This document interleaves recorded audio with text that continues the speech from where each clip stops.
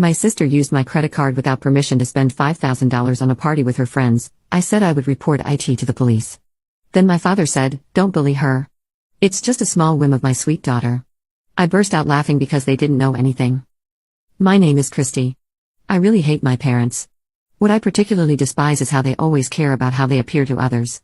They pretend to be kind to me, only to improve their reputation among others. It feels like that's the most important thing to them. Because of this, I was always strictly disciplined at home. I was persistently nagged about every little detail of manners and how to speak. Of course, I rebelled. However, they never listened to my opinions at all. In the end, they are only interested in being thought well of by others. So, I was expected to act politely. I told myself that this was normal. How much longer must I endure this? Will I have to live feeling this way forever? I want to run away from home.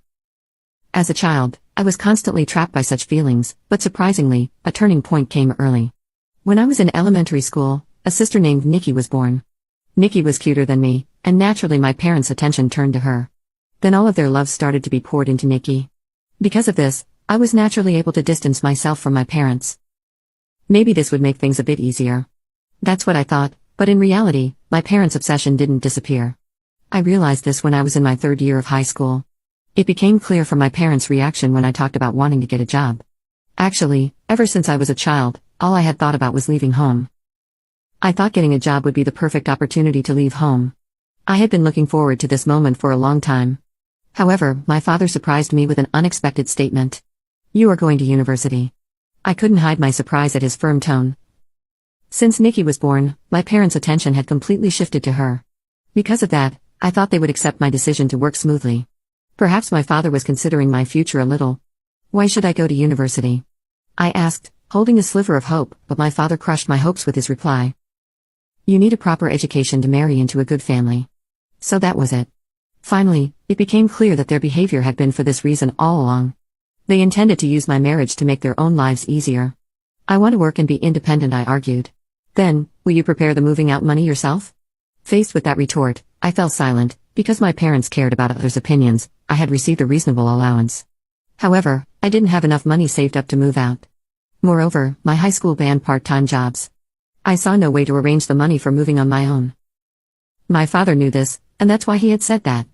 As I remained silent, unable to respond, my father laughed mockingly and said, "How much money do you think we've spent on you?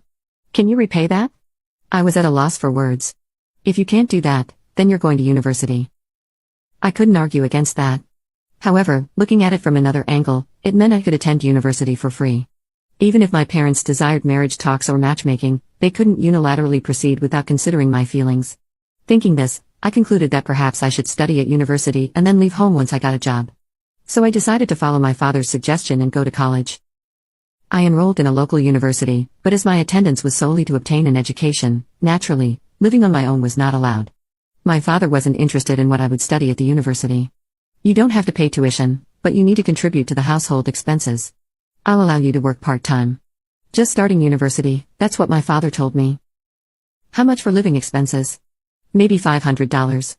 I intended to study hard while at university. However, my father never understood that sentiment. As a result, I ended up juggling part-time jobs between classes. To me, $500 was not a small amount. With class reports and exams, I only had a few hours a day to spare for work.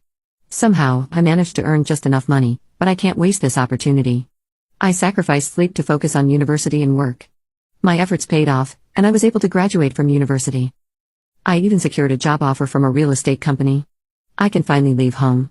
That's what I thought, but reality was not so kind. I told my father about the job offer I had secured.